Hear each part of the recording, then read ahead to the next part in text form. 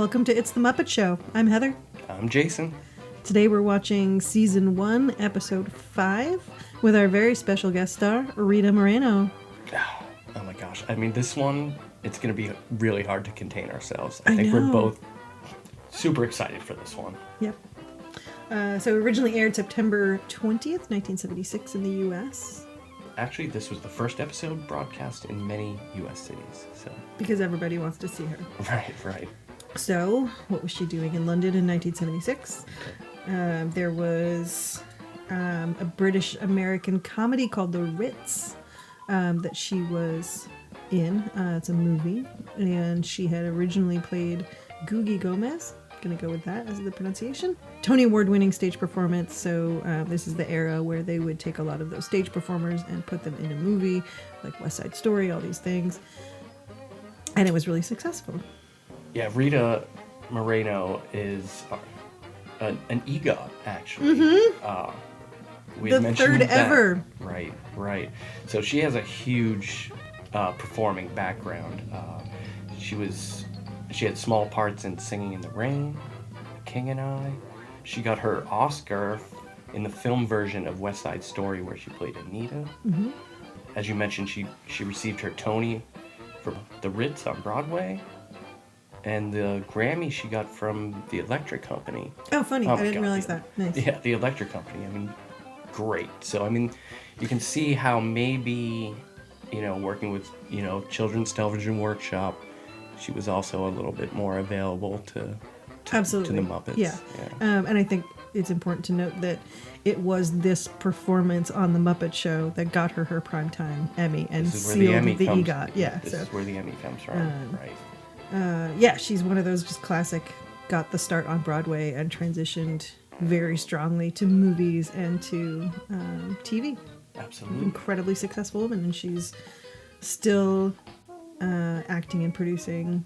Currently, I love, she stands for so many things and has always stood for so many things, her whole life. So she, made a comment when she won for West Side Story for her Oscar, and then she didn't play another movie role for 8 years because all she was getting offered was these really stereotypical parts. Exactly. Yeah. That's cool. Barefoot. She's very and aware. Latina, and the Ritz, the plot for the Ritz. I don't know if I haven't seen it. I looked it up. It's it's a classic romp, and with weird misunderstandings. This guy comes into a gay bathhouse in Manhattan. He's a heterosexual. He takes refuge from a mobster who's hunting him down, and he gets mixed up with Rita Moreno's character because she's this third-rate entertainer. She wants to be Broadway. She thinks he's a producer, but he thinks she's a man in drag. Oh, God. And so, his wife shows up, and there's all these misunderstandings. So crazy. But she's talking about these, gay rights in the world of gay performers in 1976. Great. And earlier that on stage. Right. And then her more modern work, her very modern work, was a remake of One Day at a Time, the 1976 sitcom, but this time it's a Cuban-American family. It's a single mom who's an army vet. She's dealing with PTSD. She has her kids. She has her Cuban mom, who is Rita Moreno. I definitely remember the original show, for sure. I don't think I've seen the remake. I haven't seen the remake, and I really didn't see Netflix promoting it that much, which I think is weird. Is it on Netflix? Yep, it's a Netflix original. It's probably going to be which means it's in our queue. Yeah, absolutely. Now it is. Yeah, We're staying this really close to our phones and computers. But that show, the modern one, deals with mental illness and immigration and sexism and so homophobia. She's still really up front. Awesome. Yeah. Well, great. I mean, I love her a lot. I'm ready for this. So let's fire this up. All right. Right off the bat, it's the Muppet Show. With our very special guest star. So still, classic opening. Mm-hmm. I love it. I was lucky enough to be at the Muppet Theater. We both were. I forgot you'd been to the Muppet Theater in Disney. This is maybe odd, but the way that Rolf's ears when he's playing piano in the intro, the floppiness, since I was a kid, has always been one of my favorite things. It's tactily very visually pleasing. It's very rhythmic. And Fozzie's dropping a joke on the the market. Mm-hmm. State of the economy. They're introducing Rita. Oh, Animal. And Animal takes a good sized bite out of it on that face. Oh my god. So Animal takes a bite out of her shoulder and she just looks disturbed at first, and then in the camera she's like, oh, it's fine. It's fine, it's Animal. Oh, it's great. Animal's like the biggest womanizer in the whole show. Well, we'll get to that. When Gonzo strikes the O, it kind of just like reverberates back to him. Pretty classic. So we have the intro with Kermit and Fozzie, and basically Fozzie's giving Kermit this joke. Yeah, fed him a bad line. Yeah, dancing elephants without costume. Pretty bad joke. Okay, so right off the bat, they're giving us Rita. Yep. And this skit is a riot. We're opening in this cafe, and Rita sees her man talking it up with Piggy, and she starts slapping him around. Look at those. It's all super French. Tango? Yep, this is a tango. I was going to get to that. Yeah. She's got totally distracted there. So they're doing the song I Get Ideas, which is a tango. It's actually, when I looked it up, it says it's called an Apache dance. Popularized in the 1900s. A very Parisian French dance. And it's that similar to the Ruth Buzzy line where they're like beating each other up through the whole thing. Yeah, she is throwing this dude around. And it's sometimes it's a live person in a Muppet costume, and sometimes it's just a limp fake Muppet that she's just throwing around. Piggy is... Yeah, the editing is really impressive because it goes really from like a full-size human in a Muppet costume. It's one of those full-size Muppets. Yep. To the I'm going to throw you across the room. That's John Lovelady performing the full-size Muppet. He's a professional dancer and choreographer who worked with the Muppets for quite a few episodes. Oh my god, this is just smacking the... Okay. I mean, so there's some violence against women. Just straight violence. It's not. It's just violence. It's women. Group violence. She's drinking. She just took a shot, kissed him, smashed a bottle up his head. Louis. So this is a pig bar. Like everybody here is a pig, and Miss Piggy, when Rita's not dancing with her partner, Piggy is just all over him. You know, other people had hits with this song, I Get Ideas, but Louis Armstrong made it to number 13 in 1951 with it. It's a good track. I heard it.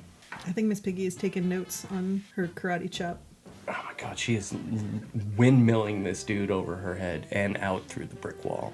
Excellent. Holy god. She's got a little sequin. What do you think of that little sequins beret she's got on? Her little it's a good look. Ooh. Oh, you just kicked her out through the door. Kicked her in the fanny. Through the wall. Yep. And everyone takes a shot at the end. There's been lots of shots. We should have actually counted how many shots we were going. Now he's down. Yep. And now he's down. Yep. And the audience loves it. So we get the backstage. We see the the Frenchman from the act reeling, trying to make it upstairs. The pigs are coming back. Oh, and the phone rings. So we get the running gag of this episode where Fozzie is answering the phone, and it's various utilities basically. And the first one was from the water department. He gets hosed in the face.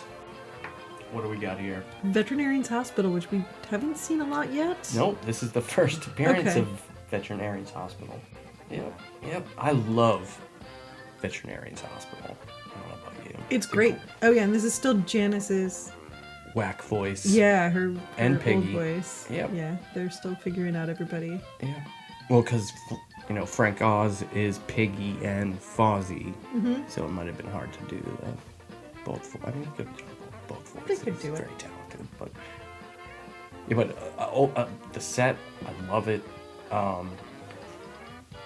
There's nothing better, really. It's just it's one-liner after one-liner. Yeah, visually one of my favorite sets.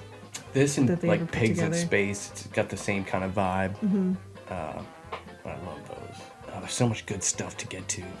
And so they're trying to resuscitate Fozzie. Actually, there's no medical treatment going on. Yeah, Fozzie's just laying there also telling jokes. Yep. Oh yeah, the narration, the voice of God coming out of the join us next week. Continuing the story of who's gone to the dog. Isn't that it? Yeah, it is. We just had like rolling thunder as you were saying that. Oh, I don't know if you can hear that in the background. It's a stormy night here. It is. So this time Fozzie gets a call, and this time it's from the fire department. And he gets plumed in the face with smoke. It's crazy. Oh, and the Muppet newscaster just walked by. Oh, Kermit just calls out. It's a running gag. So we have a Muppet news flash here. Okay, this time the newsman reports on a man who was taught his chicken to dance classical ballet and a man's wife who fricasseed the ballerina for lunch. Pretty grim. This is another episode where there was 2 Muppet news flashes per episode. That's weird. Statler and Waldorf were basically just like called out the Swedish chef by name. Well, because they were talking about the wife didn't want to move to Norway or Denmark. Right. What's he cook? What's this? All right, so this is the Swedish chef. We're still in his old kitchen here with that brickwork and copper. It's beautiful. Mm-hmm. Yeah. What's he cooking this time? Flapjacks. Oh, okay. Well, this is the one where no, he flips him and they get stuck to the ceiling. What does he do? He's gonna shoot these bad boys down. Really? Classic Muppet. Their solution 9 times out of 10 is a gun or an explosion or physical altercations. Because it's funny. I mean, that's Absolutely. like really, that's the most classic puppeteering, the Punch and Judy. Oh, right, yeah. It's a musket. It's a full straight musket he's got. Or blunderbuss. Mm-hmm. Okay, so Fozzie gets a phone call, and this time it's from Las Vegas, which is not a... It's not a utility, but also neither is the utility. fire department. Oh, right. Just And the whatever coins things. just pour out of this classic telephone. Brilliant. So we're at the dance. So we got Zoots. I see Ralph. Animal is doing his dance. So, Janice has like a weird Victorian wig on. Animal is... Oh, God. It's not far off from how you dance. Okay, well, it's rhythmic. I can't help it. I'm a drummer, too. So, It's true. 1, 2, 3, dip. 1, dip. 2, 3, dip. 1, Yeah, 2, that's good. 3, dip. He's ready. Which I think was how my sister and I also danced at Yeah, like see? every family event. Right. We got Piggy and not Kermit. Okay, we got they a really shark like those- attack. those, So when did burgundy Jaws tuxedos. came out in 75. So people are still thinking about sharks. Yeah, people have always thought about sharks since I know, Jaws but- came out in 1975. Right. Oh, Jesus. Whoa. What happened to George, George? Did you have too much coffee? Yeah, free coffee in the break room. And a shark. He's dancing just like a jackhammer. Really, jeez. All right. I think the shark took a bite out of him. I have a gnawing feeling you're right. Oh my God, that punchline. Oh, here we go. Oh, Jim. We got another musical number here. This is the UK spot, so you missed this spot if you were in America. And it's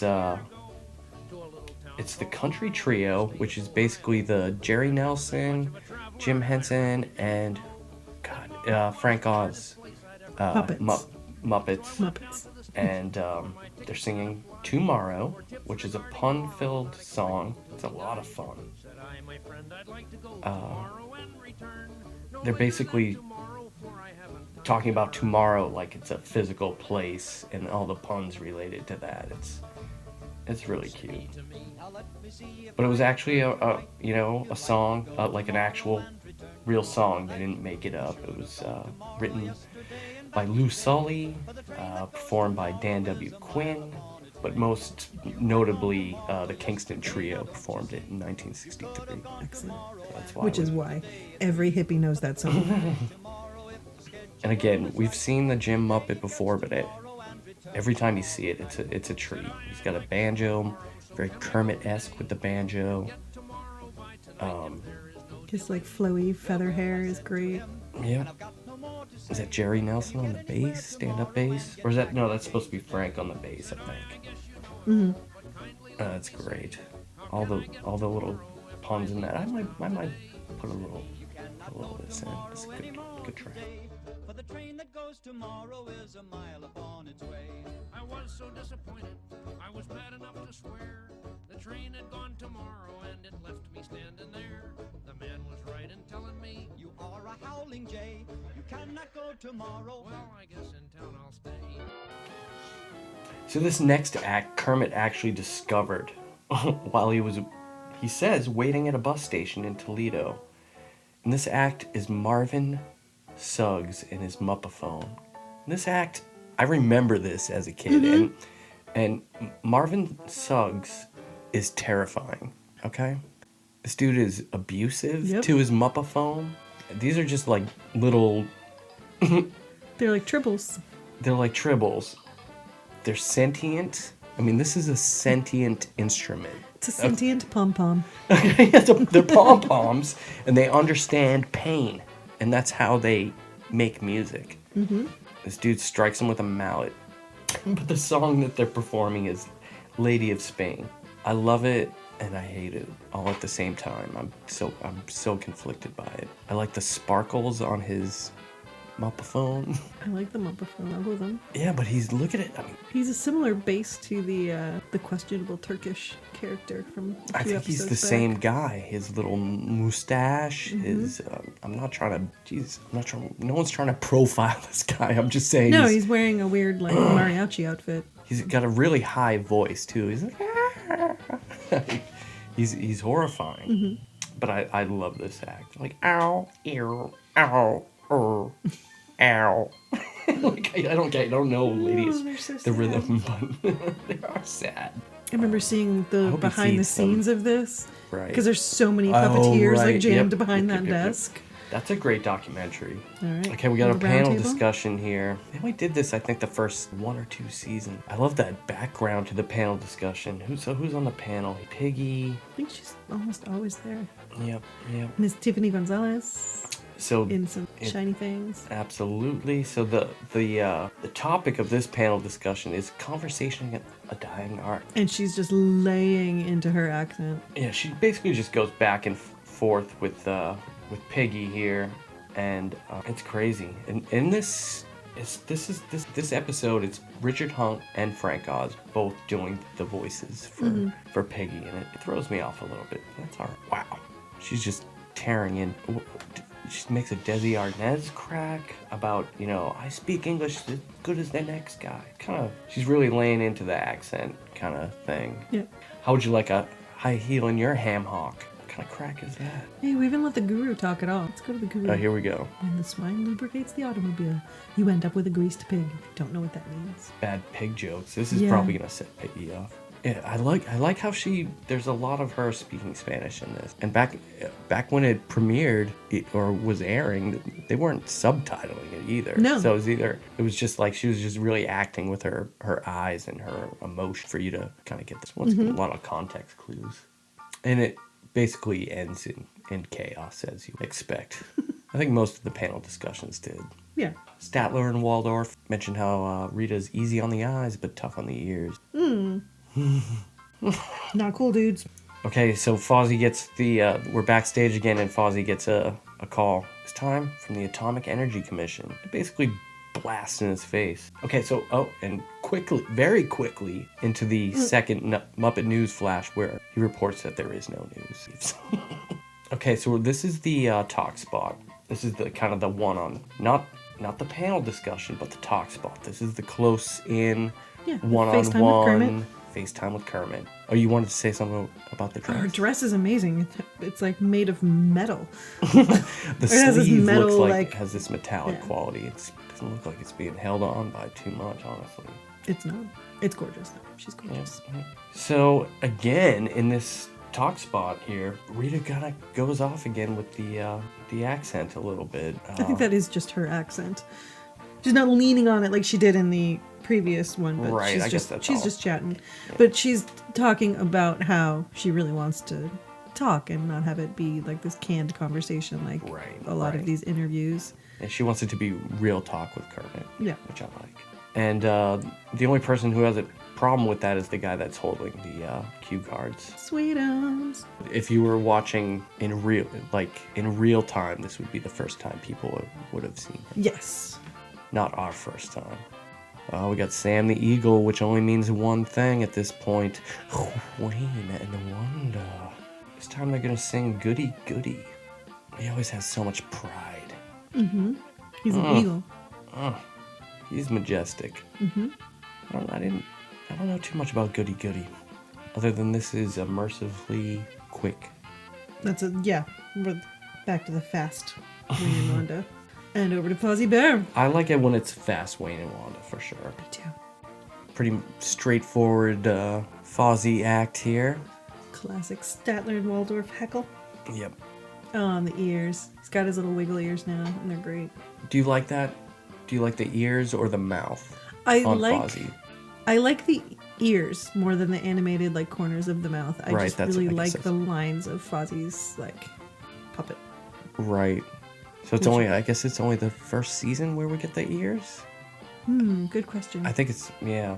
It was still one of the tweaks they were making with Fozzie. So they're backstage again here. Kermit's pretty much fed up with the running gag at this point. Fozzie's trying to answer the phone again. All these terrific funny things happen when I answer it. He loves it. I mean, Fozzie loves it. Fozzie loves a good joke, and Kermit is just... Animal just comes in and rips the phone right off the wall. It scares everybody. That's some terror. Yeah, Kermit's doing that curled up face there. Oh. Nice. Okay, Back so to this is Electric it. Mayhem with Rita Moreno. We got Floyd. We got Floyd, Pepper, and Animal here. And this is probably one of the, more well-known scenes or skits from the Muppets. This is Rita Moreno doing Fever, and it is awesome. I mean, the bit here is, she's just trying to do it her nice, Vampy way. perfect, vampy version of Fever. And Animal can't help but throwing in some nasty fills. I mean, he drops those fills in. I mean, he's just...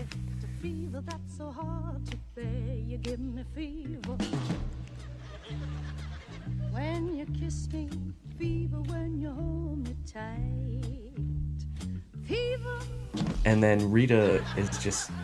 She feels like it's messing with the act, which it is a little bit. I mean, he's trying to shine. As a drummer, you have to know, you're there to help the artist. And she tunes up on him in Spanish. Nada más quiero decirte que no se debe hacer eso. It's not nice. ¿Entiendes? Mírame a mí cuando te hablen. Este es mi número. Y si tú me fastidias más, te voy a dar una garnata que te va a dejar bobo. Cool it. Listen, buddy, I want to tell you is that you shouldn't do that. It's not nice. You understand? Look at me when I'm talking to you. This is my number, and if you bother me anymore, I'm gonna hit you so hard, I'm gonna leave you stupid. Cool it.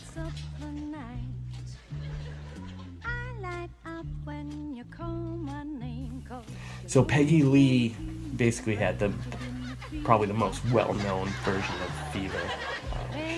Put out in 1958. It's an Edward Cooley and Otis Blackwell song. But this version is probably my favorite. And it ends with a huge cymbal crash on Animal's dome. It's a shade. Yeah, and Animal loves it. Animal straight up says, "That's my kind of woman." Well, that was it? Oh, that's the end of the episode. Yeah. Oh, that's the end of the episode, and she's back with her French boyfriend, and she tosses her. I like that dress. That dress is amazing. Yep. Okay, Kermit. He loves it. Oh my god. So she is great to the end. She really is. I mean, there's a reason why she won an Emmy for this. Oh. She's another one who absolutely knows how to act with Muppets. Right, and that's like a huge difference. Yeah. There's some people just show up on the Muppet Show, and then they do their thing. Right. With like Muppets as decoration, but then she's like interacting with them. I can't get over it. She's great. I don't even need to ask you what you thought of this No, episode. I loved know it. exactly what you thought about this episode. It's just what I thought. So I'll just say thank you for joining us. For more, It's the Muppet Show. Check us out at s1ep5podcast.com. You can also listen and watch clips with us on YouTube at /It's the Muppet Show Podcast, where you can like and subscribe if you want. Who do we have next? Jim Neighbors. Jim Neighbors. That's going to be good too. It is. I feel like we're in a good little pocket here. Mm-hmm. So I guess we'll just see you next time. I can't wait. Thanks for joining us. Yeah.